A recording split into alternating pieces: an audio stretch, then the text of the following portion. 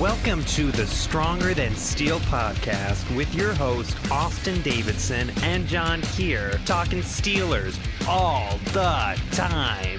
Now, here's Austin and John. Hello, everybody, and welcome back to another episode of the Stronger Than Steel podcast, hosted by myself, John Keir, and my buddy Austin Davidson. Heyo.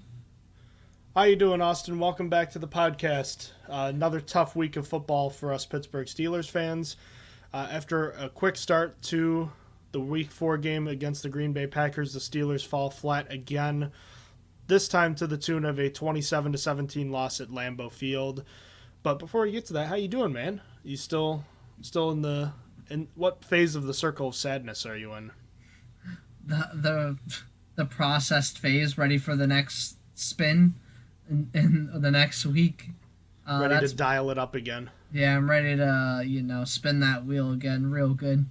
But yeah, I'm pretty good. I feel much better than I was. I was pretty ticked off on Sunday about what I was watching, but I stuck through it, watched it, sad about it.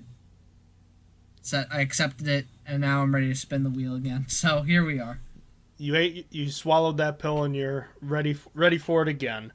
I made note of how frustrated you seemed on Twitter. I reached out and I was like, "Hey man, you okay?" I had to make sure because that's fair. It was like we get animated when we do that, and we've both been at phases where we've been really upset, but I don't think I've ever seen you on Twitter quite that upset, other than when Sean Davis hit Joe Hayden, which was that was bad. I wasn't on Twitter for the Oakland game, but never forget when I punched my wall for the Oakland game. Classic. Oakland. They were Oakland. It was Oakland. That was the old MRI machine game. Remember that? Yeah. There was a point in time where I thought I broke my hand, and then I was like, no, I'm just an idiot, and it was sore.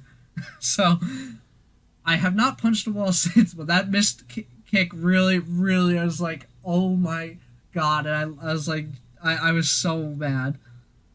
And this game wasn't so much a singular moment, so much as it was the whole thing, which is really the kind of the story of the whole season so far. Yeah, I wasn't as mad this game as I was the Oakland game, so this was better. I was just more salty than anything because I had never seen such a poor performance offensively, where it's like you're so close, but like it's just not happening. Nothing is going right. And you know what? I think that it feels so much worse when it feels like they're so close to progress, because the last weeks 1 through 3 felt a lot like the 2019 team, where they just weren't good and they weren't ever going to get better. And then this game, there was that glimmer of hope that the door had been kind of just slightly left ajar, and they shut it on themselves. Yeah, they said absolutely not. They not only closed it on themselves, but they caught their fingers in it too. So it was, man, I mean, we didn't expect the Steelers to win this game. As a matter of fact, I hit the final score prediction on its head, which I think has only been done one other time between the two of us on the show. I'm pretty sure you did do it, because I recall this I feel like this is not the first time it's happened. I feel like there was one other time, but can I remember it? Absolutely not. So we'd have to comb through a lot. We should start saving those predictions on spreadsheets. An Excel spreadsheet would be so nice. It'd make it so much easier to research it, color code it so that, okay, we go to this color, it's bright green, it means we did something good. Something like that.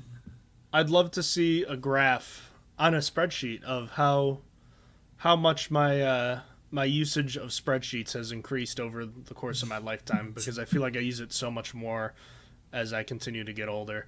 They're so helpful for finding information, and this is just another one of those instances where it would have been helpful. But let's kind of circle back to the game. The Steelers drop a 27-17 game against the Packers. On the whole, just another frustrating performance, but for different reasons, like we just mentioned. A game where the Steelers absolutely beat themselves, and while the Packers played well in certain areas, the Steelers, you really came away feeling like could have played a lot better. And, again, it starts with the quarterback and the coaching staff. And, we'll get into the details of all of that. But coming out of this, the Steelers have 2 more games before their bye week. They're both at home, right? They host the Broncos. I know they host the Seahawks. Aren't they both at home? They should be. As far as I know the Broncos one is definitely at home. Yeah, the Seahawks one is home too because that was the extra game this year. So that they're home for their next 2 games before the bye. So real quickly, we'll look ahead at 1-3. Things are pretty bleak, but I mean, hey, this is the NFL. If the Steelers can somehow manage to salvage their record and win the next 2 games heading into the bye, I think that'll change the way things at least are looking going into it. But so far, it has been quite disappointing since that Week 1 win in Buffalo. Yeah, it's just not been great. I mean, it's just been kind of downhill from there. I mean, it was a fluky win in the first place. I mean, the defense played as good as they needed to. I'm going to say it every single podcast. They won the penalty battle. They won the turnover battle. That was enough to win. Barely, but enough. So. Well, yeah, and the defense carried and the offense did just enough. Yeah. And they didn't turn the ball over. Well, they turned it over once, but that was early. And that was like the perfect storm for everything. And since then, they just haven't been nearly as close. Except for this game, they were kind of close. This game is kind of what the Bills game probably would have gone like if the Steelers didn't get everything going their way. Yeah, I think we should, on that note of going our way, I think we should just get it out of here. This game is get it out of the way. I mean, this game is a completely different game if Joe Hayden's not called offsides. Completely different game. Yeah, so let's dive right into that. Yeah, we should just start with it. Like, we're not huge on the what-ifs, I suppose, but that play, it really felt like it sucked the life out of this team because the Packers went on to score the next 4 drives, 2 by each team. The Packers scored 10 points and the Steelers had a punt and a turnover on downs. So, I mean, it went from being what would have been a 17-14 game at halftime, or wait a minute, sorry, a 14-14 game at halftime, turned into a 17-10 lead, and by the time the Steelers offense touched the ball again, it was 20-10. And by that point, with the Steelers offense being the way it is, it was just really, really hard to overcome that kind of deficit. Yeah, that if you can't beat the refs, you're not good enough. So that's what I live by. That's what I die by. But it does suck because that is a huge swing. It's one of the biggest swings of points you can have. I mean, the only difference would have been if Green Bay scored a touchdown. Then it would have been a bigger set. But they were never going to score a touchdown there, so because they kicked the field goal, that's what got blocked. Anyhow, yeah, that swing of 10 points, obviously the Steelers lost by 10 points, could have changed things. You don't know what the offense runs instead. There's a little bit more confidence. Momentum is a big thing in football. We're living in a what-if universe like this is a Marvel Disney show. But that's not where we are. Unfortunately, yes, it was a bad play call. It was likely it's been slowed down for me about 18 times. I've watched it probably about 100 now because I wanted to see the ball moves, they move. It's a perfect play by Joe Hayden and Minkah Fitzpatrick, and it sucks that they probably could have called, if they were going to call that play since they did, they probably could have called it on Minkah too, but it hurts that it wasn't even on the person that blocked the ball. Minkah obviously blocked it and then returned it himself. So that was it was tough to swallow pill. However, again, if you're not good enough to beat the refs, you're not good enough. The Steelers had plenty of chances to win this game other than that, after that, and they just didn't take advantage. It was literally 17-10 going into the half. So that is a 1-touchdown game, and it wasn't unachievable. I think there's one game that we've looked at over the 5 years that we've done this, and we've said the refs absolutely impacted the game. That Chargers game in 2018, the week before that whole Raiders incident. You can't play good enough to beat those refs. That is the one game where I will hold to the death that the refs were the biggest reason for that outcome. That doesn't happen 99% of the time. If one of those calls doesn't get made that was bad, doesn't happen. Sam Tevi, false start, that needed to be called. I'm so mad about that still. Awful game. That game is a game where you couldn't beat the refs. It was way too hard. I will throw a disclaimer there that the Steelers blew a 23-7 lead still. Steelers did blow a 23-7 lead. They were not good enough. after the Sam Tevi false start. So again, that's like the one game where I'd kind of like give that a half share. But again, in this game, the Steelers still had plenty of opportunities and just didn't play well enough. But we'll get into the details of that. A little bit of housekeeping to get up to date on. A roster move and an attempted roster move. The Steelers attempted and failed to claim defensive tackle Khalil Davis off of waivers from the Tampa Bay Buccaneers. Davis is actually the twin brother of Steelers defensive tackle Carlos Davis. They were unable to claim him because a team with higher priority, the Indianapolis Colts, also put in a claim, so they got him. The idea seems to be that the Steelers would have had him take the roster spot of one Henry Mondeau, and he would have returned to the practice squad. The Chargers were a third team that put a claim on Davis, so the Steelers were unable to claim him, and as a result, they signed defensive tackle Eli Ankou to the practice squad. So it sounds like Mondeau will be keeping his roster spot at least for now.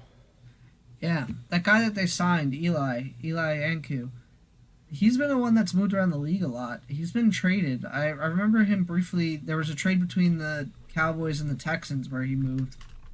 I'm pretty sure he was on the Bills at one point, unless I'm confusing him with someone else. But I pulled up his player profile right here. I can check it for you. I definitely know there was a trade involving Dallas that he was on, but yeah, no. All right, you ready for this? Yeah. Third round draft pick in the CFL, formerly played college at UCLA, has spent time with the Houston Texans, played for the Jaguars for 3 years, also spent time with the Browns, Browns, Colts, Texans again, Cowboys, Falcons, Bills, and Falcons again, and now the Steelers. Okay, so what I remember is him being traded from the Texans to the Cowboys. I did not realize he played for all those teams, but here we are. My man's a Pittsburgh Steeler on the practice squad. I respect it. Yeah. It would have been cool to get the brothers together, to have another brother pair. Then you have the Watts and Watts. You have the Edmonds and Edmonds. Well, I guess Trey is on the practice squad, but close enough. And then you have these two brothers, but wasn't in the cards. The Colts were just that much worse, unfortunately. Remember a few years ago when the Steelers had Vince and Carlos Williams too? Yeah, that was fun. Fun having the brothers. But anyhow, that's the one big bit of news regarding roster management. Mike Tomlin addressed several injuries coming out of the game. As far as new injuries, Cameron Sutton, the cornerback, has a groin injury. Guard Kevin Dotson has a hip injury, and Ben Roethlisberger also has a hip injury. They're all expected to practice this week. Was I right about that? I feel like I got Kevin Dotson's wrong. I think I accidentally wrote that again. Isn't it like an ankle? Kevin Dotson, I hadn't heard anything. I didn't know what his injury was. So if it's a hip, I would believe it. But truthfully, I didn't hear anything about that injury. I'm gonna have to look into that. Yeah, I'm gonna look it up real quick. See if. Yeah, it's a left leg. Left leg. Okay. No. Okay. One source has left leg. The other says hip. Interesting. So. Well, regardless, it's an injury and it's something to keep in mind. Remember, he did have to leave the game at one point. Yeah. Elsewhere, Mike Tomlin updated the injuries of wide receiver Chase Claypool with a hamstring and tackle Chukwuma Okorafor with a concussion. Both are expected to resume practicing this week. No definitive update on Zach Banner other than he'll continue to practice this week and he might be activated. And there was no new news on defensive tackle Carlos Davis, defensive tackle Tyson Alualu, defensive end Stephon Tuitt, guard Rashad Coward, or running back Anthony McFarland. Unfortunate. Honestly, I want McFarland back more than ever now. I still hold that Benny Snell never deserved a roster spot other than for his special teams ability. And at that point, you already have Derek Watt or you have Trey Edmonds who are basically playing in the same position. Not exactly, but close enough. And that both play special teams really well. There's still no need for Benny Snell. If you really needed a special teams running back for tackling, then you could have went for Trey Edmonds. I I want Anthony McFarland to come back. So let's get into this game then, all right? Started great. Opening drive touchdown, only the second for the Steelers since week 16 of the 2018 season. And the Steelers were able to move the ball relatively methodically. There was a 10-yard run by Najee Harris, a 0-yard run by Benny Snell. A couple nice passes from Ben Roethlisberger. Najee Harris, I believe, was 3 for 3 on successful runs on the drive. The Steelers get to the 45-yard line, and then Ben hits the Packers with the hard count, moves around in the pocket, and unleashes a perfect deep ball on the right side to Deontay Johnson and places it perfectly right in the breadbasket for an easy touchdown. And then on defense, the Packers move the ball a little bit, but on a 3rd and 3 deep in Steelers territory, the Steelers have a perfectly timed blitz, and Devin Bush makes the perfect hit on Rodgers, knocks him down. They're at the 40-yard line, and they're forced to punt. And the Steelers take over at the 4, but the first 2 drives, a big success, and then it was all downhill from there. Yeah, it's because I started watching. Shout out to CBS for making me watch the Titans and Jets overtime. That was really cool of you guys. I really, really appreciate that.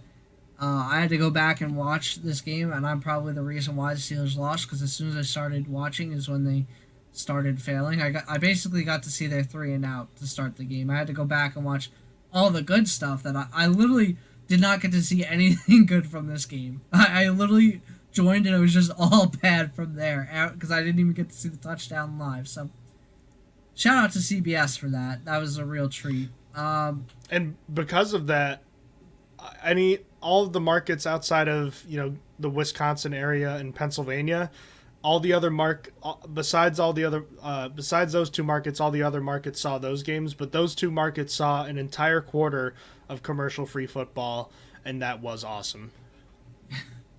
Lucky. Everyone is super lucky for that got to experience that. So good for you guys, everyone that got to see that at least. But yeah, as for the first drives that they're going back and watching, it was impressive. I mean, it's been a very long time since the Steelers were able to score any opening drive points, never mind a touchdown. So getting a touchdown to start the game against a offense that is really good, led by a really, really good a really good quarterback, was a big deal. I mean, it was a game that you had to start strong and punch them in the mouth, surprise them a little bit. Oh, the Steelers offense isn't that good. Bam! Hit with a touchdown immediately. So that was good. Unfortunately, like you said, it just went downhill from there. And also, shout out to Ben Roethlisberger, 400th career touchdown pass, just the 8th quarterback in league history to do so. But like we've been saying, it didn't get any better from there. Why don't we start talking about the offense then? A whole myriad of issues in this one. The difference is, though, it felt like there were points where the Steelers were close, but just could not connect. And I think that we should start first by talking about Ben Roethlisberger and his poor play again.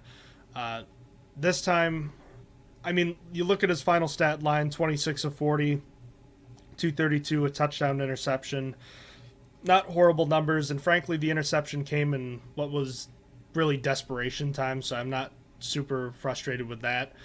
But just the inconsistency with his decision-making, and then the passes that he finally does attempt down the field, outside of the touchdown pass, he just misfired. And it wasn't like he was misfiring and missing by a ton on most of these. A lot of these passes that he misfired on were just slight misses. And we've talked a little bit about the mechanics of it all. He's never been a super technical guy, but I mean, man, this is a guy that was hitting plays like this throughout his career and now is struggling to make even the routine layups. And it's frustrating because he can do it, but on this day he just missed far too many throws. This is a huge game where I think it points to you can't look at the stat sheet for this stuff, because coming out of this game, you could say Ben Roethlisberger was more accurate than Aaron Rodgers. He had a better completion percentage. This is not true at all. Also, like TJ Watt, 2 sacks. They are the possibly worst two-sack it's game the I've ever worst seen. 2-sack game ever. So it's not to move to the defense at all, but it's just the point of this is a game where you really can't look at the box score to determine how it went. This is a very eye test game, and it just wasn't good. Going back to the offense, Ben missed Juju on a touchdown pass, and on the one time that was tough. Second time, I went back, I watched it and said, okay, I put more blame on Juju for that second one, but it still could have been put better.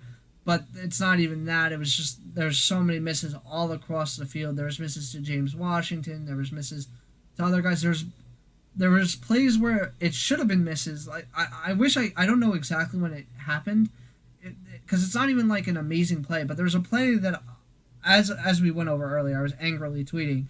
But there's a play where Deontay Johnson reached behind him. Shout out to Deontay Johnson and his hands, improving out of nowhere. 35 targets, no drops. Went behind him, caught it, wasn't put anywhere where Deontay Johnson should have been able to get it. And because it was thrown behind him and up, got it, and then ran with it. I'm like, that should have been an incompletion. Just completely inaccurate with his ball placement. It's just really, really frustrating. It's like, because I just don't think it can be worse. It's happening everywhere on the field. It's not just deep. It's literally, I would feel so much better about Ben if all he could hit was everything. If he could hit everything within 6 yards of the line of scrimmage, we'd be set. Like, not set because the offense would still suck, but when they dumped, you can't ask much more, really. It's literally that's like all I'm asking for. But he's missing the layups, and I mean, Benny Snell being out there doesn't help. So that's one incompletion. Tick that. I think there were I want to say 3 unofficial clocked drops. I forget exactly which they were, but I do know that Benny Snell had one of them, and he had one rushing attempt go for 0 yards and a special teams penalty. So the offense is actively hurt when he's on the field. I know that. Benny Snell football. But yes. So basically a lot was on Ben, but there are those few, like that the Benny Snell one we just talked, where it was probably Roethlisberger's second best throw of the day, if I'm being honest. I tweeted that out, pissed off, and I honestly, going back, it probably really isn't, but he was, looking back at the play, Benny Snell's at the line of scrimmage, essentially maybe like 1 yard down the field, 2 yard down the field, but to the left side of the screen, like he's all the way down. He started running a route like a mesh, I guess. It's out of the backfield, so it's not really a mesh, but regardless, Ben is under pressure. The entire line is around him, and he gets the ball off to the left side of the field, right, hits Benny Snell in the hands, and he drops it. That was one of the best plays Roethlisberger had all day, because, I mean, that line was literally falling apart. He was about to get hit on every single side, and he still got the ball off. It would have been like this was following a Juju miss. This was right after the second deep miss, which, again, both of those catchable balls to a certain extent, but like you said, the second one seems to be more a half and half. But go on. Yeah, so it would have been all Benny Snell had to do was catch and accelerate. It was probably the best play call that Matt Canada had. All the wide receivers were past the sticks. They were all on routes going down the field. The left side wide receiver was just running a straight up fly route or a vertical, and he dragged his defender completely away. All Benny Snell had on him was a linebacker, and he should have been able to beat him, and he would have gotten the first down on 3rd and 8, and it was a drop. It's a lot talking about one play. I see Benny Snell's name, and I seethe with anger. I just don't want him to play offensive snaps at all. Like, it's just really, really bad. I still hold from the preseason that there's no spot on the team for him. It just doesn't make sense. He doesn't do anything good. You have a running back that does everything he can do better. Sad. Yeah, and we're hyper focusing on that one play, which should have been a first down once he dumped it off. Yeah, you mentioned all the receivers running past the sticks. When's the last time that happened since that interception against the Bengals last week? Because it seems like there's either everyone's running past the sticks or nobody is. Yeah, I mean, and that's what's funny about that play too. I say it's the best play, but literally every single one was running past the sticks. He didn't have another dump off option other than Snell. Did have a guy that was breaking to the post, so it would have been a middle of the field over 15 yards if it was open. I don't remember if it was open. I don't think it was. I don't think he could have gotten rid of it because of the way the pocket. Oh yeah, that old line can't step into fell it. Apart. Yeah, you're right. That old line had fallen. So why don't we quickly jump to what was good about the offense outside of the opening drive, and that was actually the run blocking and Najee Harris. Another area where the stats don't really tell the story. Najee Harris was awesome in this game on the ground, and the offensive line actually did a really good job of opening up holes for him. This was the first time this season that you can look at the rushing attack and say, okay, they did their job. They had a run success rate with Najee Harris of 73%. So, they did their job in the ground game. The game got away from them, unfortunately. If it had been reversed, I think the Steelers would have had a 100-yard rusher in this game.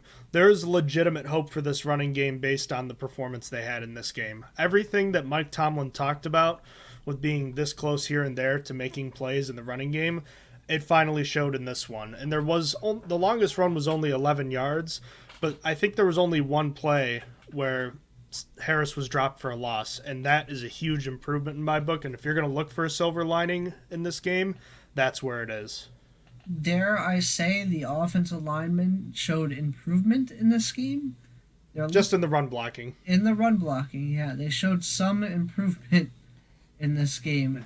It wasn't the worst. I mean, they all didn't really grade very well on PFF except for Kendrick Green, but it was like all their best games. A lot of high 60s from them, which is not great, but Kendrick Green got a 77, which is a solid starter. That's a average guy. A little bit above average, I think, right?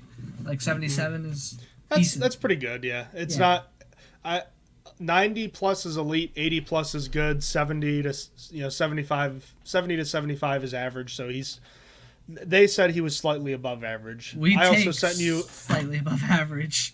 I was going to say, I sent you a clip on like the second play of the game where he's just getting destroyed by a linebacker. So, I mean, he clearly still having issues. But the big point is with him, Kenny Clark didn't expose him the way I thought he would have been. But again, just in terms of run blocking, they did a good job on Sunday. Yeah, I think they did good. Again, you pointed out that successful run rate, that 73%. Might have gotten us closer to the 50% for the year because the Steelers don't even run that much. Honestly, I wonder what it took it up to for the year because literally the Steelers haven't been able to run at all.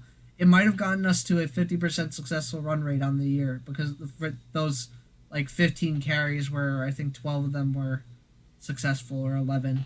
But yeah. And Benny Snell's one run was not successful if you needed convincing. I forgot that counted. So the 73% was for the entire team? I believe it was just for Harris. I could be wrong, though. Okay. So for the team, it's still probably close. But regardless, yeah, you got that 70%, above 70% successful run rate. Harris averaged above 4 yards a carry. He got his first rushing touchdown. Pretty bright spot for the running game, even though it wasn't the most yards.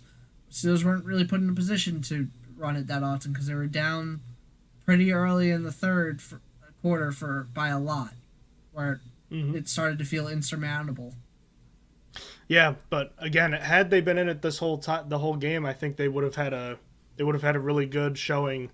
But I don't want it to be lost that they did a good job blocking in the running game, and Harris did a good job running with it.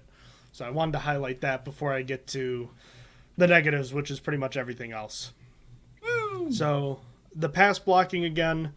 Oh God, it's. Ben was hit 5 times and sacked twice. I think that's the best that we can expect from this team. Still not a good day. And I know that the frequency of it wasn't as bad, Austin, and I think you'd agree with that, but the problem is the bad plays that they do have are so noticeable, it's hard to ignore. Case in point, the fumble caused by what's his name? Kiki. Kiki put Trey Turner, you know how they say they put him on skates? Well, that's really what it looked like. I mean, Trey Turner was like, it's like those things where someone small is trying to stop a bigger guy from moving, and they're just getting, it's like they're on ice and they're just being slid across the floor. That's what it looked like watching Trey Turner try to block Kiki there. Ben had absolutely no chance to get rid of the ball on that 3rd and 6. And he's trying to get rid of it, and he fumbles, and the Packers take over and score a touchdown, and that's really where I feel like the game, you can circle 2 plays and say the game changed here. I think that this is one of them, and the other one's the aforementioned blocked kick that was called a penalty. But this was a huge play, and I think if you take that play out, they played okay, but they're still giving up lots of pressure, and they're forcing Ben to get rid of the ball earlier than he probably should on some plays, and I think it's contributing, and Ben deserves blame for this too, dumping off the football on 4th down, trying to get rid of it too quick. He does deserve blame for that, but the offensive line isn't helping by making him gun shy because they cannot block in pass protection often enough. Yeah, it's tough. That offensive line really put him in a bad position with that fumble. That was like almost completely on the offensive line. Like there was no time before there was pressure on Ben, and like as soon as he got his hand up, he got to hit it out, and they were able to recover, which was unfortunate. It really did change the tide of the game. The momentum, any momentum that was there for the Steelers was lost, and it was just tough. And the defense got put in a short field position, and just didn't come up clutch enough for that one, and then just not good enough, unfortunately. The other play that I wanted to circle was the 4th and 2, the second 4th down conversion attempt to the one that was completed to Juju but ended up being short of the stick. So it was 4th and 5. First of all, we need to address the play call itself by Matt Canada. There's a good article on Steelers Depot talking about the mesh concept and why it worked earlier in the game, which is why the Steelers called it again, but the Packers switched up their coverage. So Matt Canada beaten on the chess match there. So that's number one. Number 2 is, why are they calling a play where there's only you know what? I'm looking at the play now. Why are they calling a play, I guess, where the primary read or the secondary read are guys that are running short of the sticks? I mean, what is with that, man? I don't know. There's been 4 or 5 4th down play calls, and every single one has been short of the sticks this year. It sucks. It's a bad idea. I don't, like, even if you're worried about getting sacked or you're worried about them, there needs to be more reads done. Granted, the Juju one wasn't as, let me put it this way. The other one in the game, that was on Ben, more than Matt Canada. Yeah. Matt Canada on that one actually had Pat Freiermuth open. Ben stared down Najee and chose that when there were people down the field. Other people were covered, it looked like. Pat Freiermuth was open on the left side. Ben never looked at him, but because Ben never looked at him, it pulled every single one of the defenders onto that side where where Ebron and Juju were running their route, which also, okay, I had to take something back. I said there's nothing on Matt Canada there. The routes run into each other, and I don't know if it's poor timing by them, but by Ebron and Juju, but they tripped each other up. That's why they weren't open, or even, they didn't have a chance, essentially what I'm trying to say. So the options were Najee or Pat Freiermuth. Ben doesn't look the other way, throws straight to Najee. The defense is already on it, goes nowhere. This one, the next one, not as good. If I may, it's time that Matt Canada needs to stop having Najee release immediately. If Ben is gonna get gun shy about that, or first of all, Ben needs to stop being gun shy about that. I get that he doesn't want to get hit and whatnot, but he can't keep just tossing it to Najee immediately. So that's step 1. Step 2, Najee needs to check and release. So that's number 2. And then number 3, if Najee is the first read on that play, why? I just need to understand why. Again, I don't think he is, but on 4th down plays like this, when the Packers have been getting pressure during the game, you just can't have, Ben is only going to probably get to a couple reads in this one on a particular play. Why is Harris the first read if that's the case? And then second of all, with this other fourth down play, again, you have two guys going down the field that are open when Ben is completing his drop back. It looks like Deontay Johnson works himself free on the bottom of the screen. And I can't see who the receiver is on the top of the screen. I think that's James Washington. Washington has a curl just in front of the sticks, and he's open. Ben doesn't look his way, which tells me that those mesh receivers are the top two reads. And again, just why? But which brings into focus another issue, which is that Ben was talking about how Ben Roethlisberger might not have the freedom to check out of certain plays in certain situations, because Charlie Batch kind of insinuated that on Twitter. Tomlin said he has a lot of freedom in that regard, but maybe not in those moments, Tomlin said. So, I mean, what do you think when you hear something like that? Just that he has, like, nothing he can do when the offense is in certain situations, that they're going to do what exactly they call. He has no choice. On that play, actually, I think it was Najee Harris on that fourth down. He motions out to the receiver position, and the corner goes with him, which indicates zone coverage. So it should have been clear. It was clear at that moment that play wasn't going to work. But first of all, there wasn't a lot of time left on the play clock. And then beyond that, it sounds like he doesn't have the freedom to make those changes.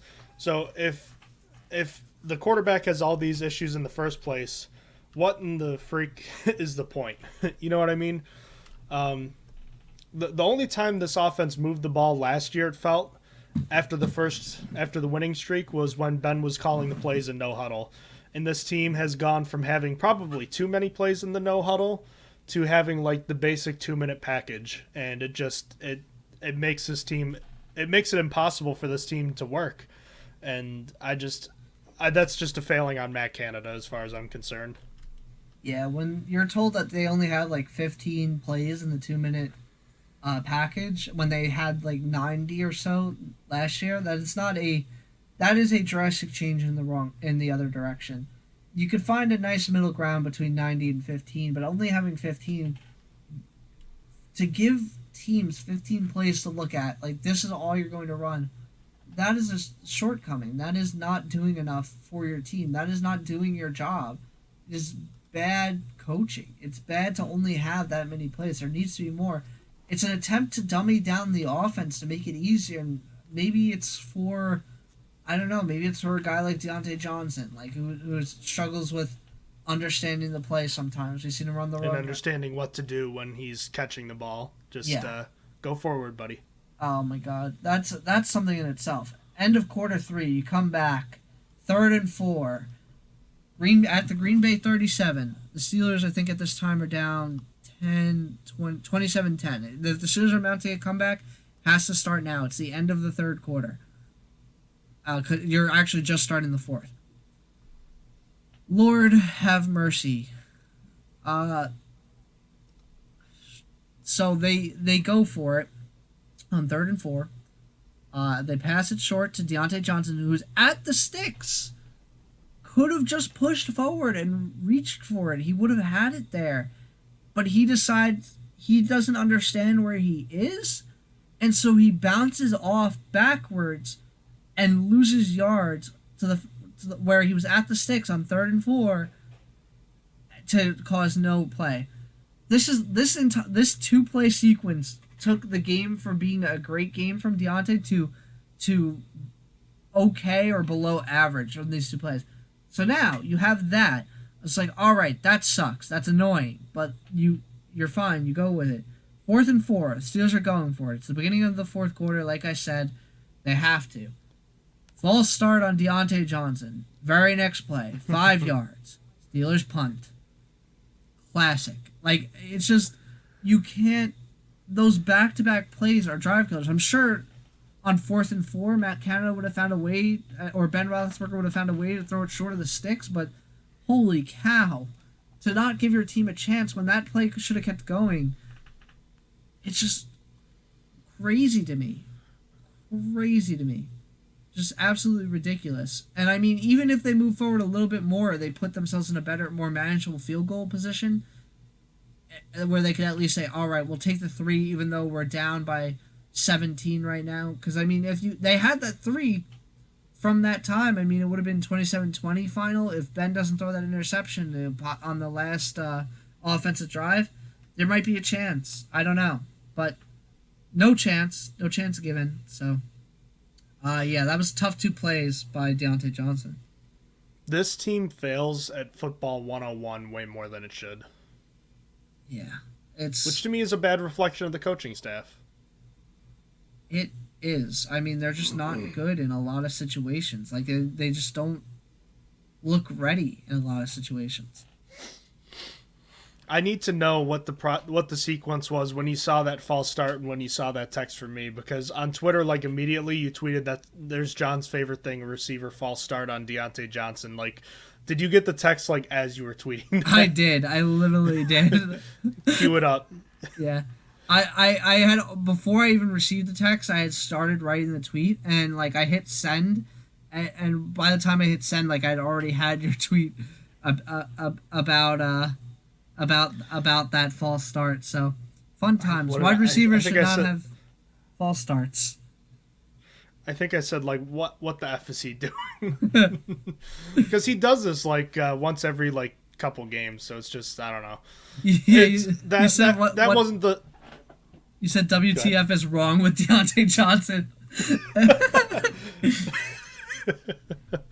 Yeah, I get a little heated about receivers having false start penalties. At least Antonio Brown, when he did it, he was the best receiver in the league, so I was like, whatever. But he just makes too many mental mistakes, man. And frankly, so does everyone on this team, for God's sake. Throwing short of the sticks on 4th down. My God. That and then punting there.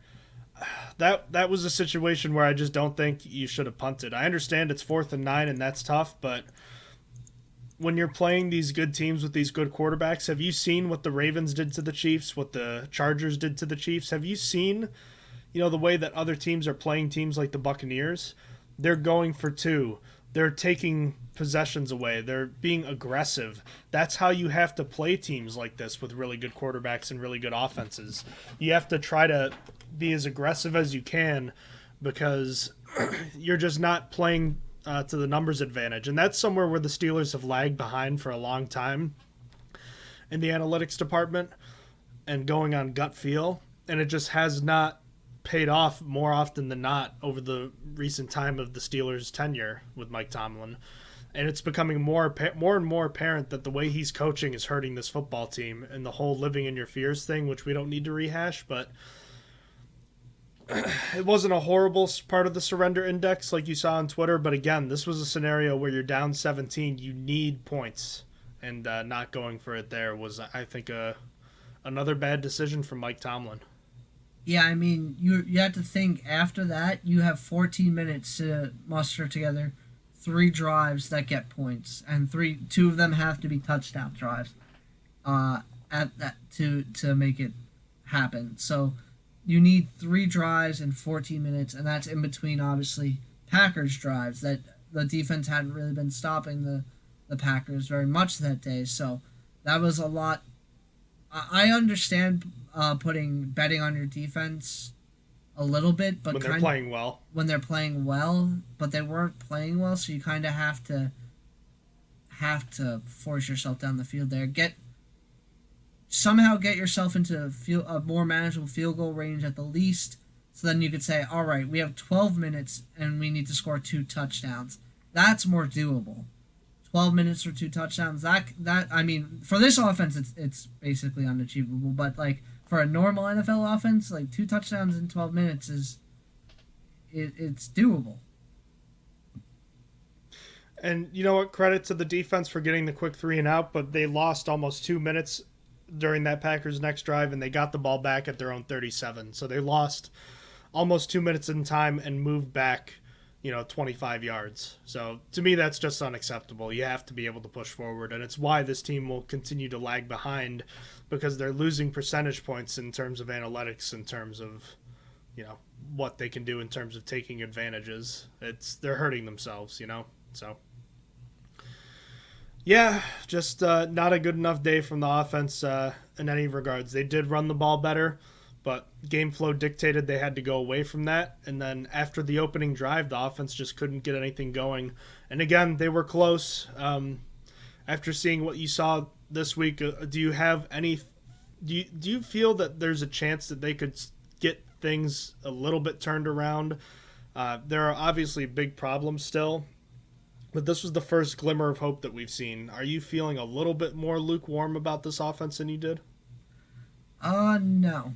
I don't feel any better. It's just because I don't think Ben has it anymore. It's just, I feel like it's over. Like, I know it's 4 games in. This just has a completely different feel than 2013 or 2019 when Ben was hurt or something like this. It's because it's just more like they have to hope for this offense to improve. They need everything to basically fix itself into a decent position. So the offensive line has to be blocking decently.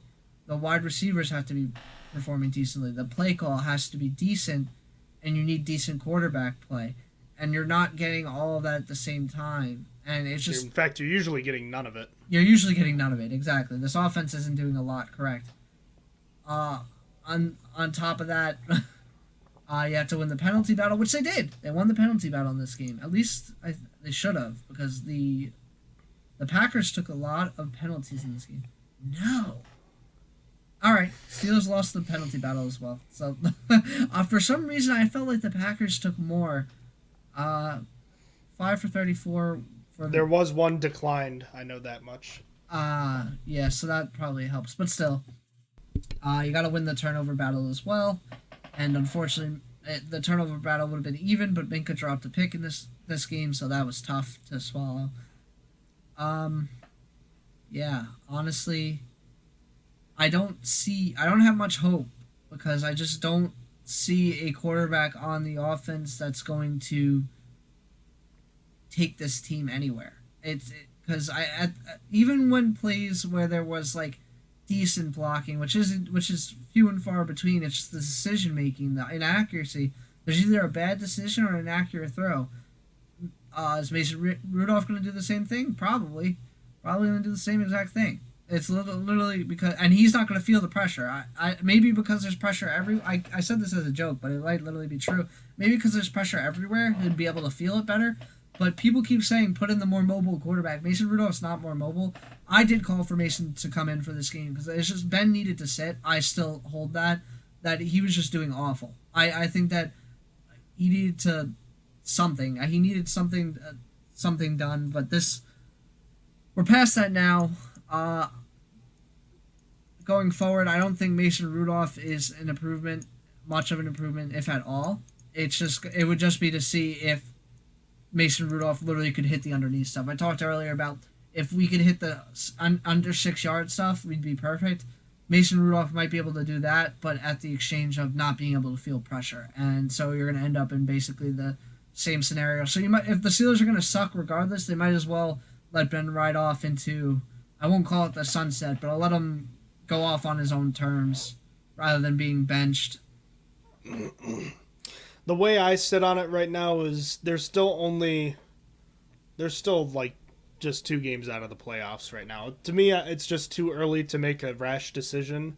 And I guess it's not entirely rash because he's playing poorly, but I just think it's too early to pull the plug, and I don't think it's a good message for your team, because teams that make quick decisions like that when there isn't a legitimate successor on the roster like an Eli Manning, Daniel Jones, you look like, well, I guess you look like the Giants when they pulled Eli for Geno Smith. I mean, was that really going to accomplish anything? No. You look like the Browns of old when you're making switches like that, because when you make a switch like that, it almost has to be for the duration of the season, barring injury. When the Steelers switched Mason Rudolph for Duck Hodges, they basically held on to him until Hodges was playing so bad they couldn't go back again. Or they had to go back, basically. I think that I've been against switching quarterbacks just because I don't think it's going to get better. In fact, everyone's calling for Dwayne Haskins. Dwayne Haskins' average depth of target was worse than Ben Roethlisberger's last year. Do we not remember how bad he played in the preseason in the finale this year? He's not ready yet. Keep him on the bench right now. Mason Rudolph is the only guy you can legitimately make an argument for. And until the Steelers are either realistically or actually out of it, I don't think there's an upside to playing him. Once the Steelers are eliminated and they're pretty much out of it, the last, whenever that is, then I can come around to an idea of you want to see more of what you have in Mason. Then I can come around to playing him and seeing if you can get some more data points on how he's performing. But switching the quarterback right now is like switching light bulbs on a burning house. It's not going to matter. It just doesn't matter. There's too many issues. And if you're going to have a guy get crushed and sent off, as much as I'd hate for it to happen, I'd rather it be Ben just because this is it. You know what I mean? There's not going to be any more after this. If Mason gets crushed and destroyed, we've seen how his confidence can be affected. I wouldn't want that to happen right now if he's potentially going to be the starting quarterback next season. I'd prefer to wait. Am I wrong for thinking that? No. I think that's fair because, I mean, if all the quarterbacks are going to play the same, it's just you might as well stick with the one you got. So even if it's bad, it's just I am concerned because you talked about a point of where it got so bad you had to switch. I'm concerned we're getting to that point. The interceptions might not be there, but at this point, a lot of the throws might be getting there. So that's where my concern starts. It's like because we're getting to the inaccuracy in decision making. It's just hard to tell. I was talking to John earlier, not earlier today, but like another day. I really wish we got the Hard Knocks. I as much as they don't need another distraction, this year's Hard Knocks, the big announcement that they held was it's an in-season Hard Knocks, and you get to look at the literal worst team. You get to see inside the Colts and what's happening. It's going to be a mid-season Hard Knocks. I want that for the Steelers, just so I could sort through some stuff more, see what's going on in there, and separate, well, this is Matt Canada's fault. Well, this is the rest of the coaching staff's fault. This has been Roethlisberger. At least a little bit better, see a little bit into that. I don't know if we get it even from that, but back to the point I was making is like in my mind, we are getting to a point where the quarterback play is just so bad that you might have to make a change. Like if he plays like he did in that Green Bay game, he's gotta. If he does that again for the entire game next game, you have to put a Mason Rudolph and roll with it. If you're trying to compete, at least. If you're committed to all right, we're just gonna let Ben stay. It's like you could basically start prepping for draft season. That's what I'm scared of. I'm pretty sure like we're just heading towards worse and worse. From what I've seen, week 2 was like the only anomaly where it's like, okay, Ben didn't play that bad. He played average. He played okay, or just slightly below average. Week 1 was really bad with the misses. Week 2 was all right. Week 3, we kind of differ on that. I thought that he was really bad that week as well. I thought he was inaccurate. And then this week was even worse than week 1. I'm just not. I'm at that cataclysmic point where I feel like it's getting worse, and we're getting to a point where it feels like that a change has to be made. But how much better do you think this team is going to be with one of those quarterbacks? I'm just wondering because, I mean, how long do you hold on to that idea that you're just sticking with him? Because if it is bad at a certain point, why make the change then? If you're going to go down, you might as well just you're not tanking, but at the same point, like if you're already that bad, the only thing you can do by putting in another quarterback is get a worse draft spot. That's if the other quarterback plays worse. Well, that's what I'm saying is like why even do it then? Because what I'd be hoping for because again, if we're getting the same game we get with Green Bay, I actually feel more confident that Mason Rudolph would be better. If that's the games we're going to get from Ben, I actually do think that Mason Rudolph is going to at least be a little bit more accurate. We're not going to get the deep field targets, which is sucks as well. But I'd feel more confident that we're gonna get more accurate throws on passes less than 6 yards down the field, or even really less than 10 yards. I just really think that Green Bay game was just so bad, in so many regards for that. See, what's bonkers to me is if he hits Juju, if him and Juju connect on both of those plays, that's not even. It's a completely different story. But you can't cherry pick it either. That's the thing. Is like like as much as I want to say that, and that's true, but like he also didn't hit them. So like, it's just, I think it hurt even more because this is the first time it was like, wow, he was really close to having a good game. Yeah. But you know what we said a couple weeks ago with the Henry Ruggs touchdown. You know what they call almost covering Henry Ruggs on that play is a touchdown. It's still a touchdown. Yeah. So almost only counts in horseshoes and hand grenades. Exactly. So yeah, I realistically think the earliest you could look at benching him would be coming out of the bye. I think that's the earliest you're looking at. I don't think the Steelers are going to bench him at all. I don't think they will until they're out of it, and I don't think they'll be out of it. Realistically, we'll know that they'll probably be out of it then. But again, we've seen crazy things. Maybe, just maybe, they could somehow win their next 2 games, and then they're 3-3, and then it's a completely different conversation, possibly. And again, that's unlikely. I think we've seen what we've seen. It doesn't look good. Yeah, it's going to be tough competing. Drew Lock starting next game helps. I could see a 1-1 split with these next 2 games, and that'll keep us into it. If we lose these next 2 games, it's cataclysmic. You could blow it up. It's fine. You're going for a top draft pick coming out of the bye at that point. Because now you're staring down the barrel of what, 1-6, 1-. They will be what's their record? 1-3. So they'll be 1-5 if they lose their next 2 games. I mean, I guess it's not the most insurmountable, but that is as close to a death sentence as it gets. Tell you what, here's what you do. So the bye week is November 2nd, which is a Tuesday. The Steelers have 2 games a bye week and then another game on Halloween, I believe, or right around then. Let me look at their schedule. I don't know who do they play coming out of the bye. I don't remember. Schedule. I feel like it has to be playing in Cleveland. They're playing in Cleveland. All right. So my thoughts are you roll with Ben the next 2 weeks, roll him through the bye, see if that extra week of prep helps him in Cleveland, and if it doesn't work and you're still struggling, then after that Cleveland game, going into Chicago on a Monday night the next week, you give Mason Rudolph a full week. You start him, and then the trade deadline being Tuesday, you try to ship parts out. Try to get some more draft capital. Yeah. That seems like... I don't think that's what they'll do, though. Oh, no. This is just what we would do. I don't know if the Steelers know what they want to do. This is the first year where I just don't...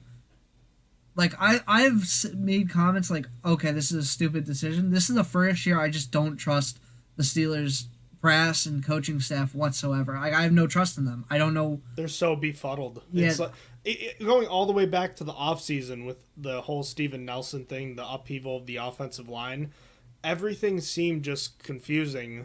And it's like, I bet this is like shocking all of them. Yeah, I don't think they know what they want to do. Like that's like I just don't have trust in them this year. Like they really messed up this offseason. They really messed up how they handled things. They're really messing up the coaching currently and the offensive game plans and stuff.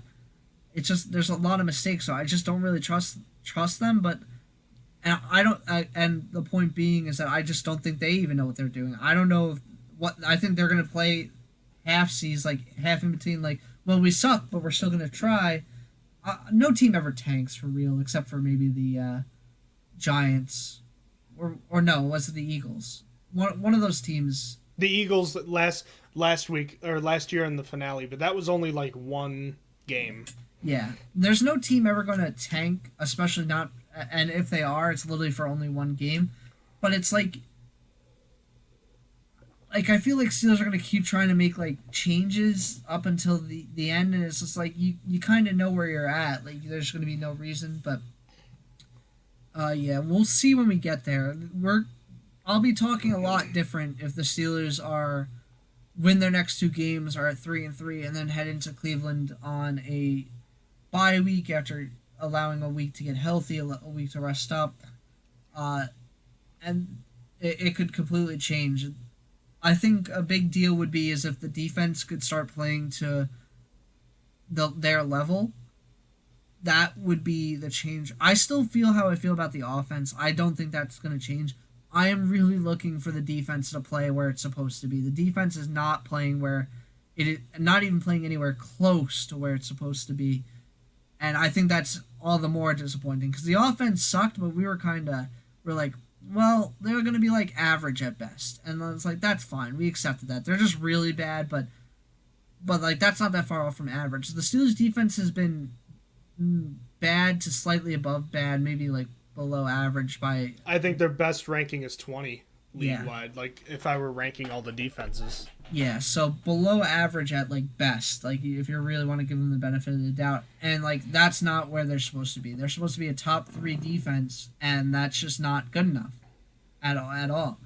And that is where I hold hope. I hold hope that the Steelers defense can come back, start keeping teams to below 20 points, give the offense at least a chance. If you're keeping teams to 20 points or less, you're giving your team your offense more than enough chance to win the game. If you lose, yeah, the offense sucks. That makes sense. That's fine.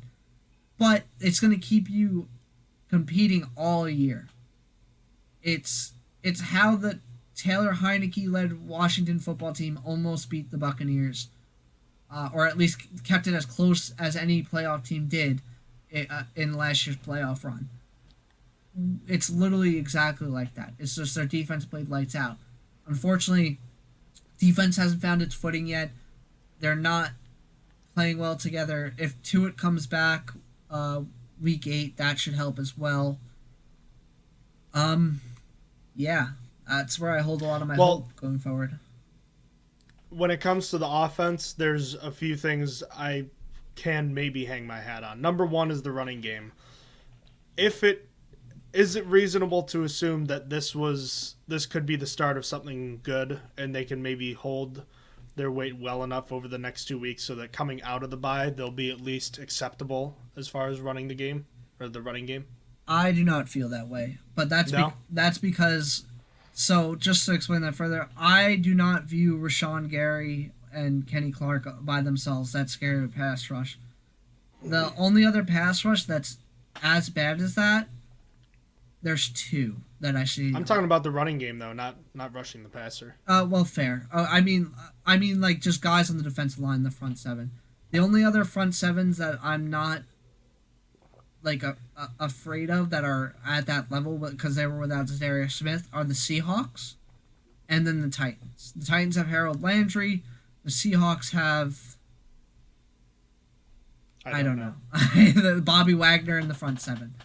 So Jamal Adams as playing at the line against Rover. the run. Yeah, so everyone else, scary. Broncos, super scary. Browns, super scary. Bears, super scary. Lions, just lost Romeo Okara. Okay, add the Lions to the list. They're not scary. Chargers, super scary. Bengals, already saw them. Super scary. Ravens are COVID right. maybe. Yeah, COVID maybe. Depends on if COVID hits them or not that week. Vikings also have solid line. Titans again. I missed the Chiefs. Okay. Chiefs only have... If Chris Jones is out, then you're fine. Yeah, it is only Chris Jones, though. Their front 7, I feel like, is very lackluster, and it's why their defense just kind of sucks, other than Chris Jones at defensive end. Browns there are again, some Ravens games again. here. There are some games here where you could be able to run the ball, though. I'm just saying I think that they can reasonably get better at run blocking, and I think that we've seen the worst from this offensive line in terms of running the ball. Besides maybe this week, I think they may have legitimately turned a corner with this game. And that's not even saying that they'll be great, but I think it'll be just passable. I sure hope so. I still think it was just a matchup that was in the Steelers' favor. I live in hope, but I'm trying to hang my hat on that. And if you do that, again, cut out the penalties and turnovers, that's the recipe of success for the offense. Just like the 2015 Broncos offense. And then you hope that if you can run the ball and not turn the ball over, not commit penalties, cash in on your opportunities when the defense gets the ball. I think that's what you're looking for from the offense. And if they can finish between 22nd and 20th, I guess that's okay. Yeah. I hope for that. I hope for being able to rush going forward. And that I hope this game wasn't a fluke. That'd be nice. In that regard. Okay. In the rushing regard. The last time this team ran the ball like somewhat successfully was the Jaguars game. And to be honest with you, this game felt different than that. I feel like Harris wasn't being touched much at all until he got through the line of scrimmage. When I remember that James Conner game against the Jaguars last year, and a lot of his runs I feel like were not designed where he was just bouncing it outside and we're running around players because he was better than them. Yeah, it's been a while since that, hasn't it been? Jaguars game is so far away now. Speaking of James Conner, 2 back-to-back, 2 touchdown games for him in Arizona. Good for them. Good for him. You mentioned the defense, so let's kind of switch to them. I don't think we have quite as much else to say about them, but you touched on it. This is a unit that was supposed to be one of the top 3, and even though the offense has been bad and all the focus has been on them, this is honestly the more disappointing unit because they were expected to be an elite unit, and they've been one of the 10 worst in the NFL this year. Easily. Yeah, you have 2 All-Pros on your defense, and I know that Watt wasn't here 3 for a game. Oh, Cameron Hayward. Yeah, 3 All-Pros. Although he's playing like I get what you're saying. Yeah, Cameron Hayward is actually playing up to snuff. Even if he's not lighting up the stat sheet, his pressure he's been playing well enough to meet that status. The other 2, however, Watt didn't look good in this game back. He looked really bad. I felt like he wasn't doing a good job setting the edge. There was one play specifically where he put his head down into the offensive lineman and he didn't even see a guy run past him and didn't even try to get off the block. He looked a little bit hampered by the injury still, which is tough, but he's not playing. I think the bigger travesty of the 2 is Minka right now. Mm-hmm. Minka is just because Minka has no excuse. At least Watt could say, okay, maybe he got rushed back from injury because he wanted to play. He looked a little hampered. So on and so forth. There's really no reason for Minka other than you could say that he's been put into a slightly different role this year, or he's been put into multiple roles this year that he's uncomfortable with. But he's just not been playing well in a lot of departments.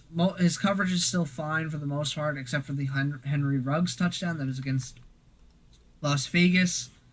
But tackling isn't very good, and I mean the drop pick was against Aaron Rodgers. You need those. You're not getting many of those, and your All-Pro safety needs to make them. So I would really like to see Minka specifically get better. I have faith in T.J. Watt. I think T.J. Watt, it was just a game where it's like he rushed a little bit back from injury too early. He wanted to play. He got in there. So wanted to play in his hometown, near there. So yeah, so I have confidence that Watt's going to bounce back and just be good. I mean, it's kind of funny talking about a guy with a 2-sack game.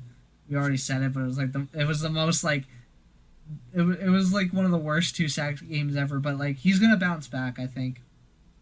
The question is Minka going to start looking better? Like, is Minka going to get these? A lot of his picks rely on him being in perfect positioning. A lot of that stuff. So he's just got to start working on doing what he was doing last year. I don't know what he has to do to get back to that, but I would like to see all 3 of the All-Pros play at All-Pro level at the same time. It would help the defense tremendously. Yeah, he's in a different role, and it's just not helping. There's that, and the fact that he's dropped 2 interceptions so far, he just hasn't been nearly good enough. And like you said, Watt just rushed back from injury too quickly, and frankly just was a liability out there, and was noticeably slower when Rodgers outran him to the end zone for the Packers' first touchdown. Elsewhere, this team is really struggling without not just Stephon Tuitt, but also now Tyson Alualu. And, man, the defensive linemen there, I don't feel like they've been awful.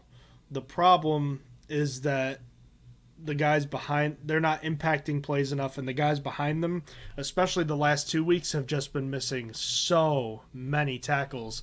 The one guy I want to highlight, though, that has done a good job the last 2 weeks is Arthur Millett. He had 3 tackles, 2 for a loss, and noticeably forced Aaron Rodgers to take a timeout on the broadcast. Rodgers made a call, and then Millett signaled that the play was going to the left, the defense's left, and forced Rodgers to take a timeout. So I wanted to highlight that he's been playing well. But outside of that, it's not just that they're giving up big long runs, because I think there was only one explosive run given up in this game, but there's a lot of plays where the Packers running backs and other runners have been breaking tackles where the Steelers get a defender or 2 on them, and then there's just, they squirt through, or a guy had contained, like the play you were talking about with Watt should have been like a 1-yard loss and it turned into a 3-yard gain. So there's a lot of hidden yardage in these runs, and the defense has just done a horrible job tackling so far. Yeah, the missed tackles, or the offenses being able to shut off the Steelers' defensive tackling has been a huge problem for them. It really would change the game if they got more of that first contact tackling. The defense would be in a lot better positioning, but they're just not. They're just not doing a good job in that regard. And beyond that, it's not even like they're taking the ball away a ton, so you can make excuses like it's okay they're giving up a bit of these because they're trying so hard to get the ball back, and they just haven't done that. Just 3 turnovers so far. And another aspect of that is that they just haven't been getting pressure. And again, they've had struggles with that since the first quarter of the Raiders game because they've been missing their outside linebackers. But man, oh man, they've got to start finding a way to dial it up soon. They're using a lot more zone coverage because of an inexperienced defensive backfield, which again brings me to question why they bothered cutting a guy like Steven Nelson if this was going to be what they ended up doing. Because them playing more zone coverage has led to less blitzing, which means they're getting picked apart and not getting as much pressure when their guys aren't healthy. It's like a constant feedback loop where there are just issues upon issues with the defense too. Yeah, this has been the story of the 2021 Steelers. There's a feedback loop where everything is feeding into each other, and the circle keeps on spinning because of it.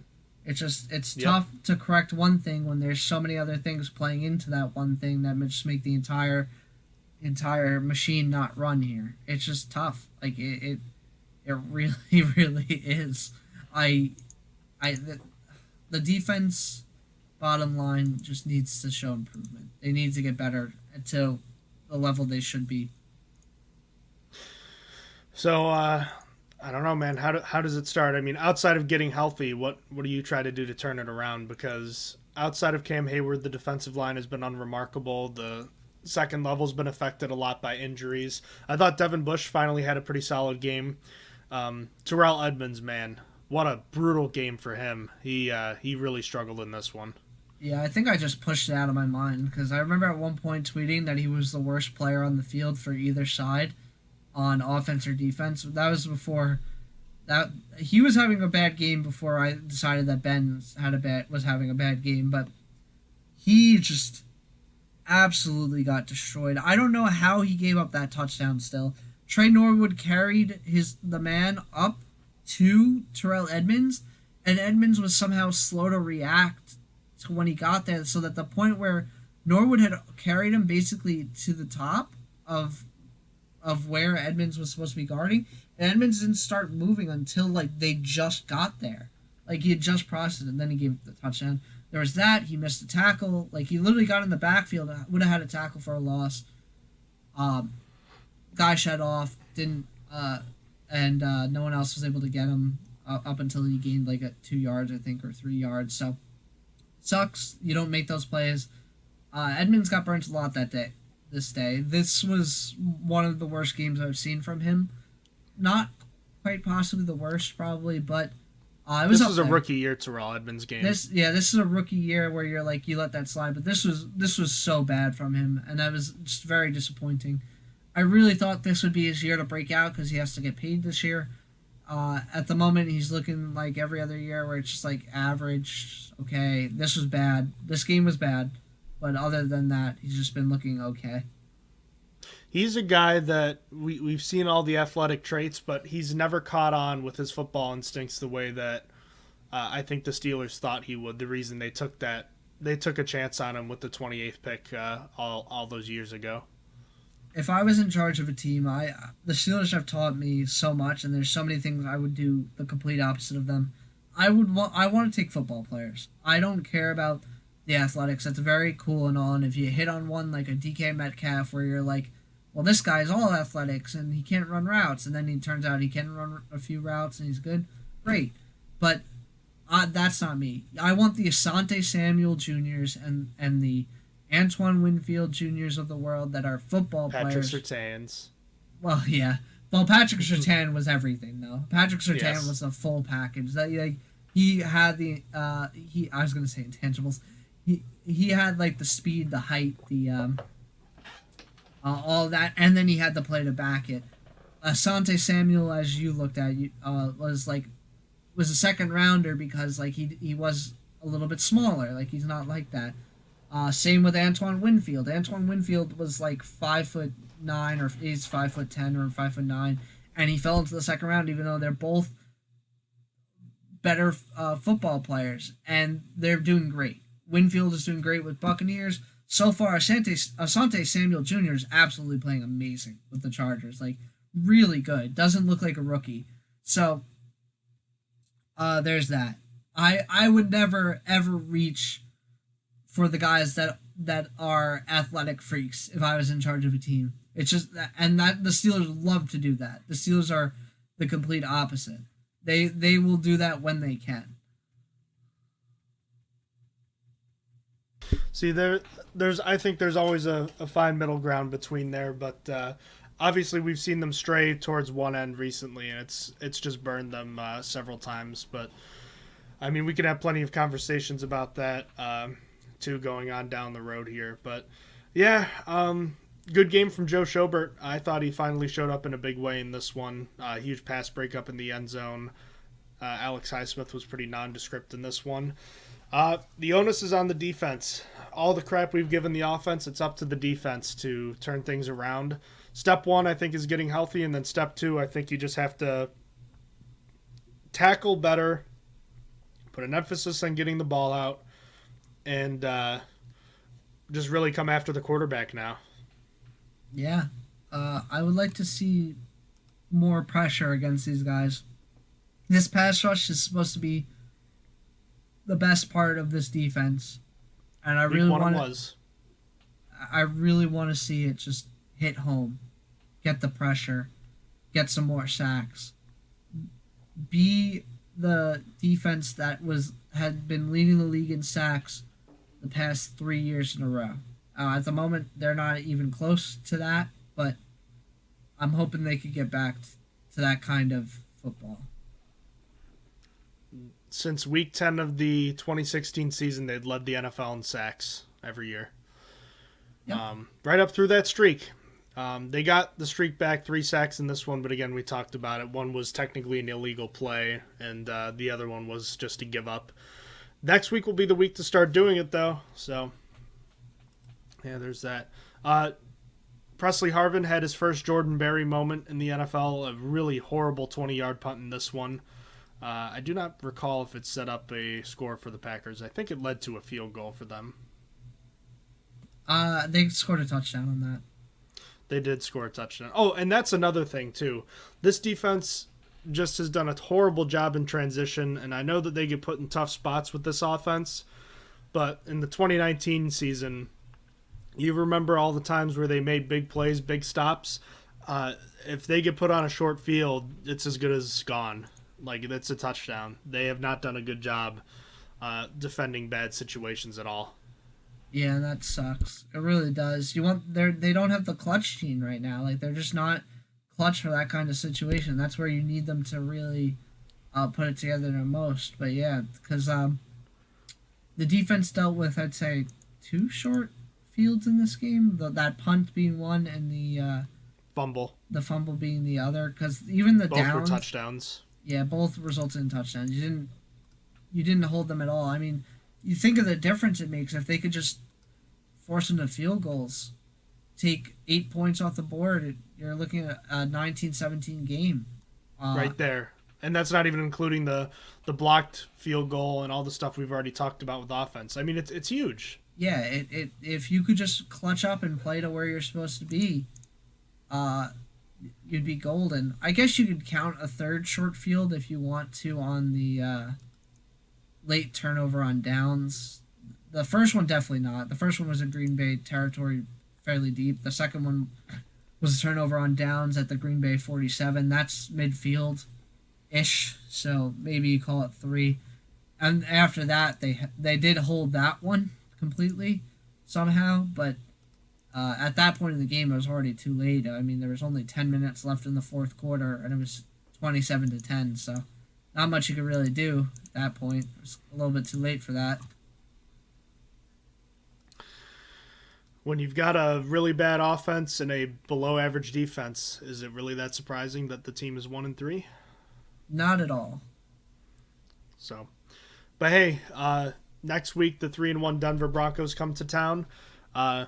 There's a lot of reason to believe that team is beatable too, right?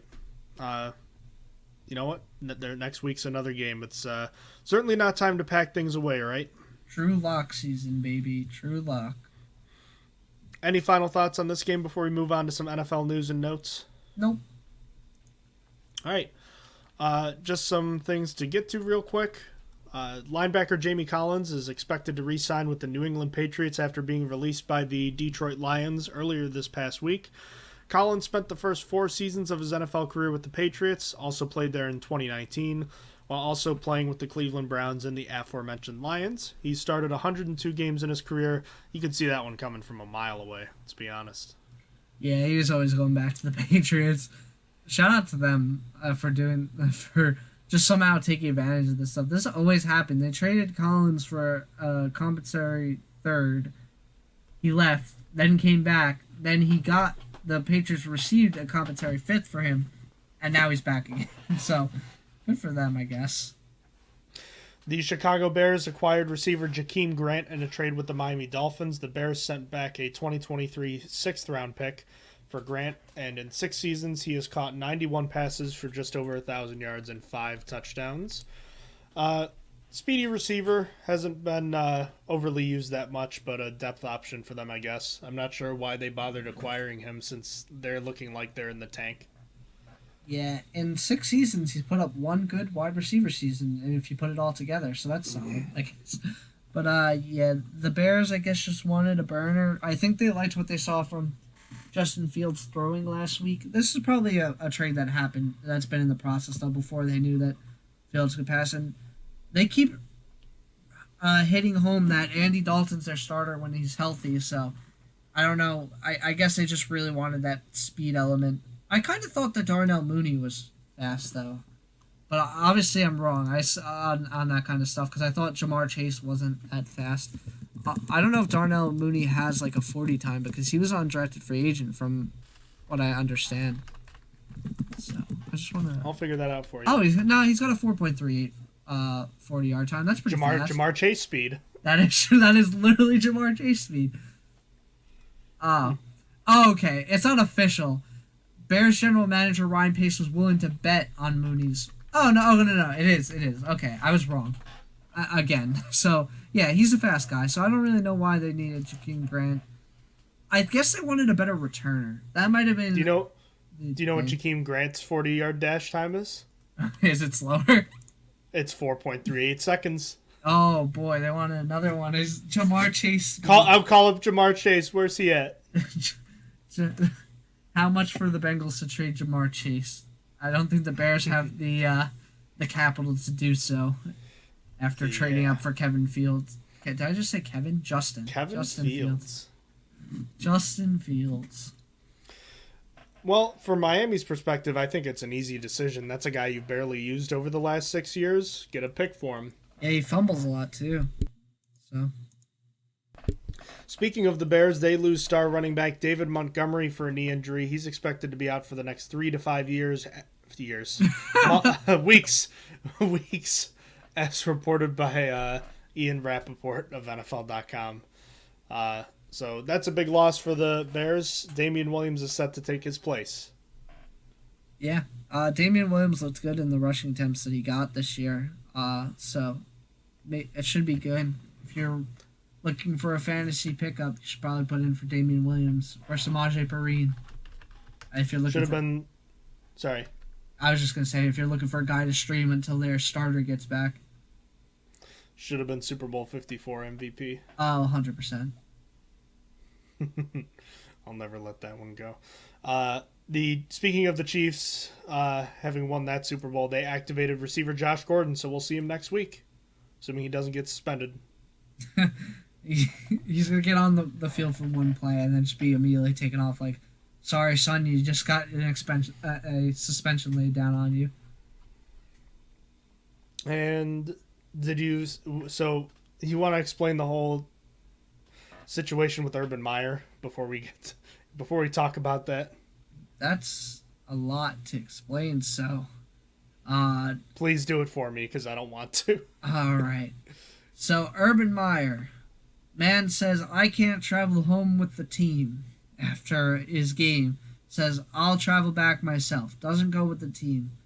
Already being talked about as not having control of the locker room. Usually that's overblown. Said about Mike Tomlin a lot that there's no control of the entire team. But this with Urban Meyer might be true. So he does not travel back with the team. He is then seen at a bar after the game, not just hanging out, I should say. He is then seen with a woman that is not his wife, a woman that is likely 30 years younger than him. Maybe, if we're being generous, she might be like 28. That's pretty generous. She did not look 28. She looked about 24, 23, or 22. Regardless, this woman is... this football podcast stuff. This woman is grinding on Urban Meyer.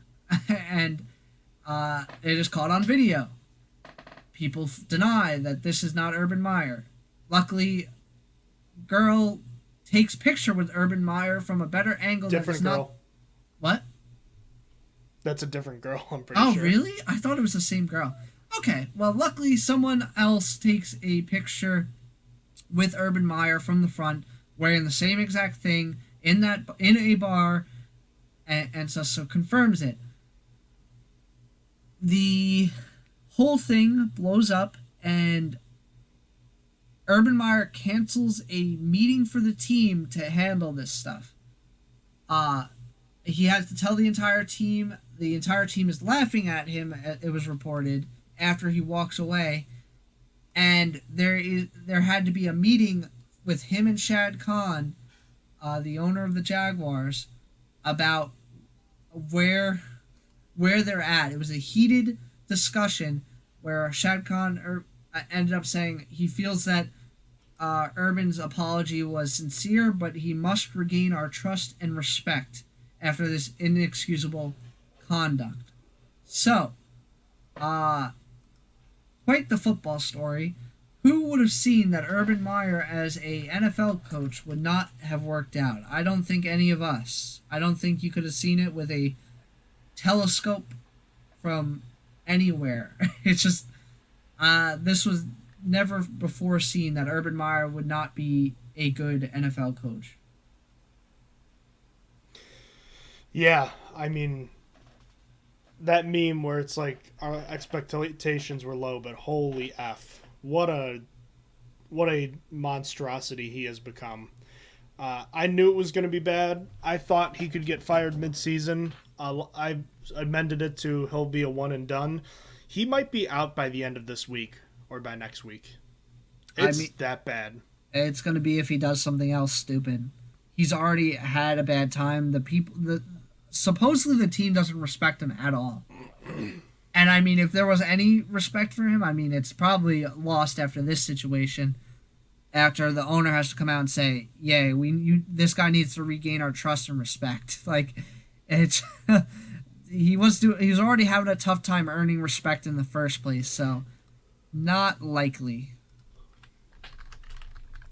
Some breaking news to update you on, Austin. The Cowboys have released linebacker Jalen Smith. Yo, that's lit. He was owed $7.9 million, so and that the Cowboys that was guaranteed. So the Cowboys just wasted $7.9 million. I respect it. Didn't they just decline the 5th-year option on Leighton Vander Esch? They didn't like either of those linebackers. No, yeah. They just who are the linebackers going to be? Micah Parsons and someone else? Keanu Neal.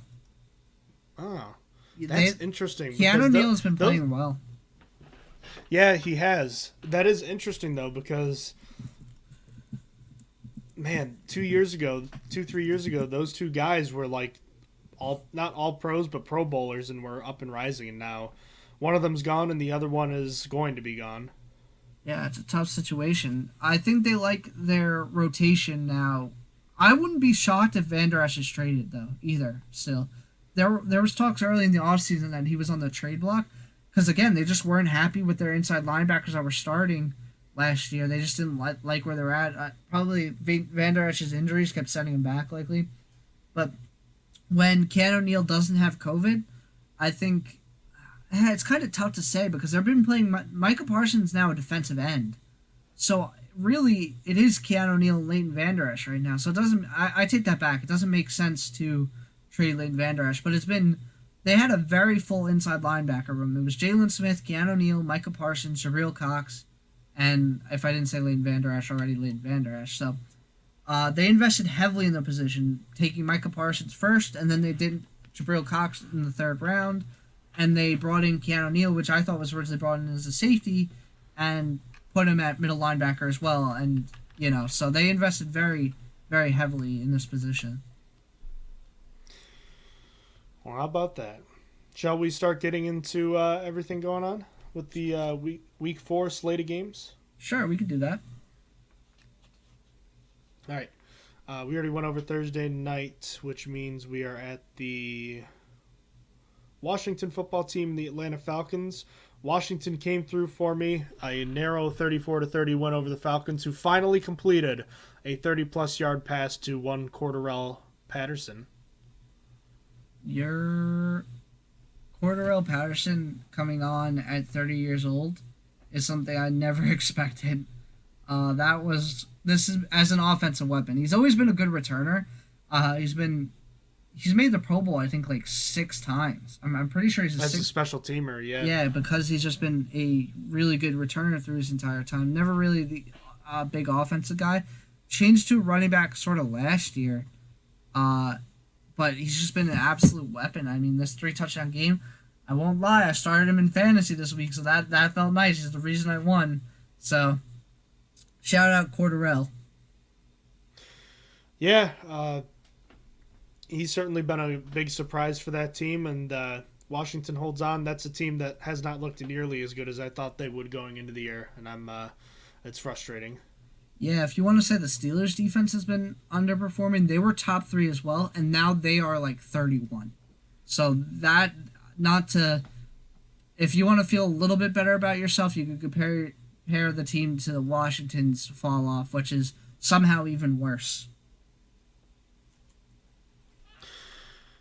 Where else now? The Buffalo Bills have shut out 2 teams in the last 3 weeks. I cannot believe it, but they somehow lost to the Pittsburgh Steelers, but they absolutely flattened Davis Mills and the Texans.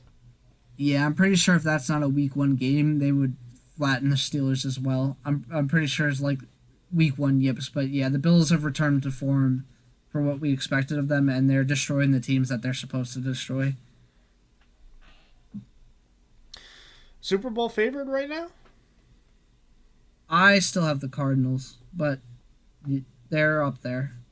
Ask me in a week when they play the Chiefs. Yeah, that'll help as well. See if they're even an AFC favorite after this game.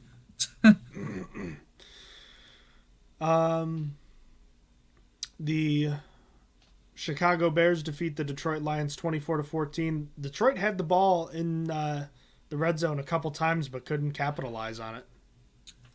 Yeah, and I thought that the Bears did everything they could possible to win this game. I liked what they did. I thought that they had a good mixture of running and passing.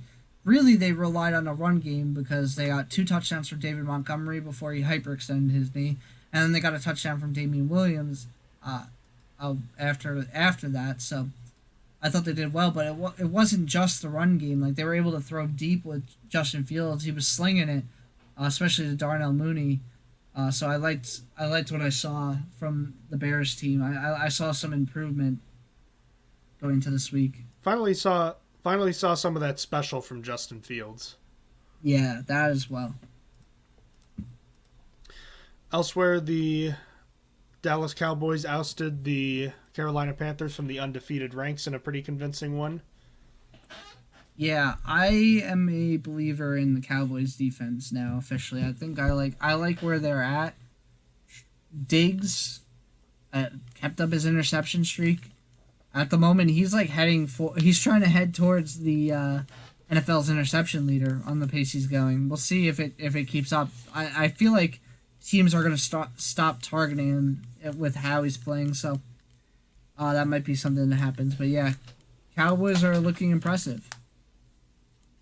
The only offense it feels like it's struggling more than the Steelers right now might be the Dolphins' offense, crushed by the Indianapolis Colts in a game where the score really doesn't show how much better the Colts were than the Dolphins in this one. Jacoby Brissett's a good quarterback, and I'm a fan of his, but that offensive line is going to ruin anything that they're doing.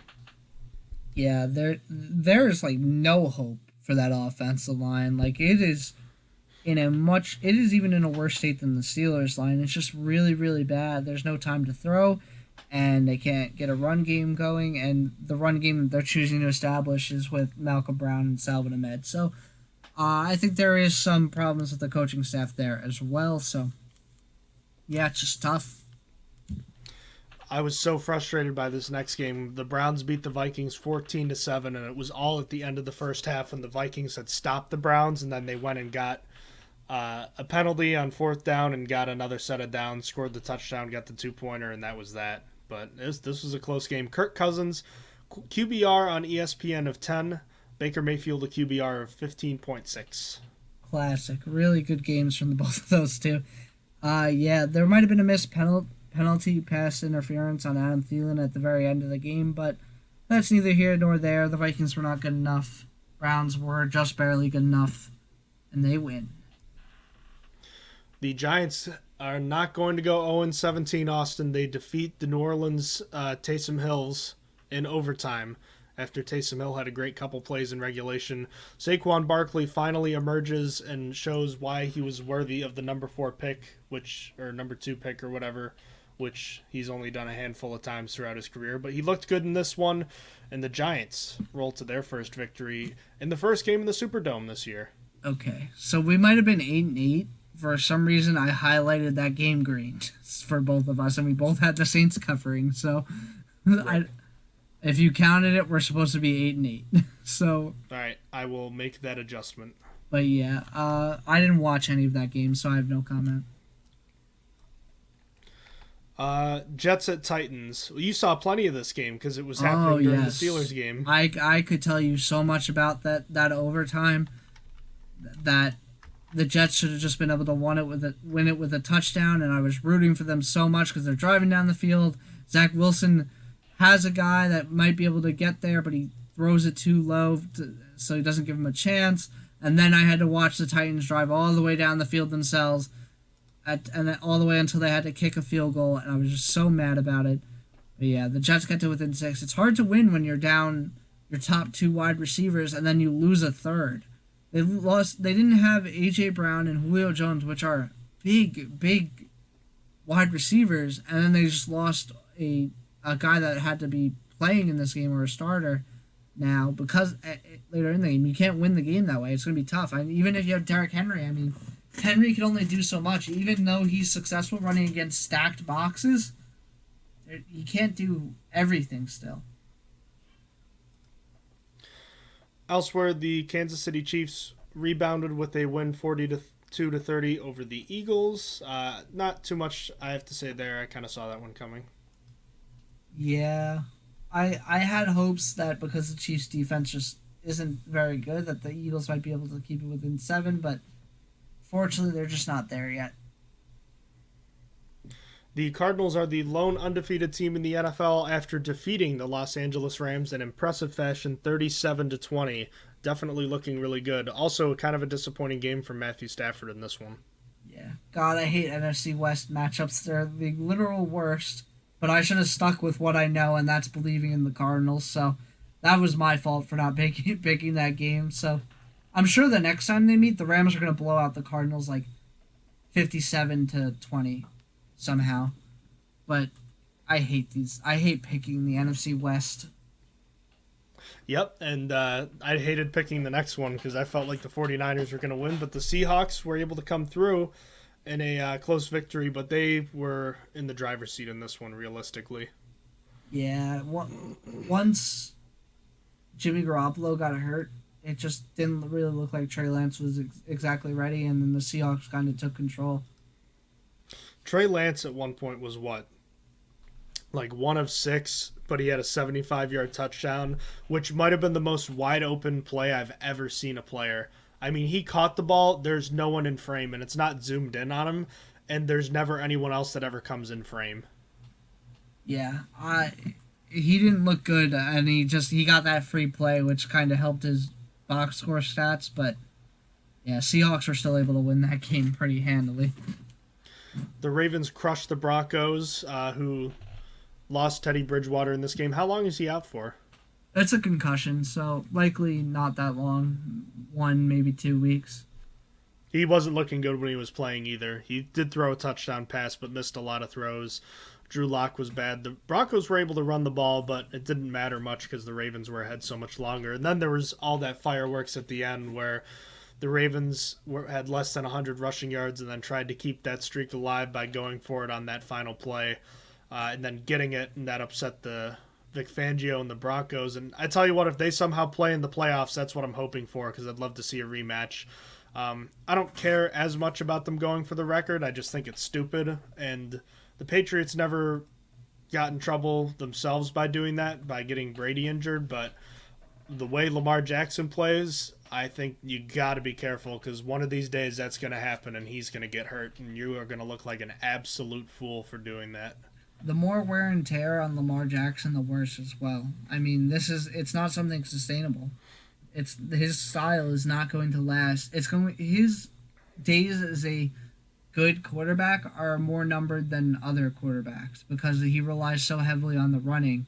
He's going to end up like Cam Newton sooner rather than later. So adding more tread to the tires is just not... Taking away tread from the tires is just not a good idea for them. But that's their choice. They wanted that record. Good for them. They tied the Steelers for the most 100-yard games consecutively. Oh, also that Javonte Williams run was absolutely insane. Oh yeah, it just would not go down. Yeah. The Brady Fest in New England took place on Sunday Night Football. A pretty good back and forth game, but the Buccaneers were able to hang on with a 19-17 victory after the Patriots were unable to get close enough to attempt a field goal in the closing minutes. Honestly, this game featured a lot of bad offense, to be honest with you, but still an entertaining game. Not worth the hype, for sure, which it never could have possibly matched. But the Patriots only ran the ball 8 times. Isn't that wild? Yeah, that does feel weird. Mac Jones was really accurate, though, so it kind of makes sense. He had like the most consecutive completions for a rookie in the last 30 years, I think it was. He had 19 completions in a row. 4 players for New England had a carry, and then Damian Harris had 4. Harris had -4 rushing yards. When was the last time a team finished with negative rushing yards? Probably, I can't think of a time, so probably a while. That's wild.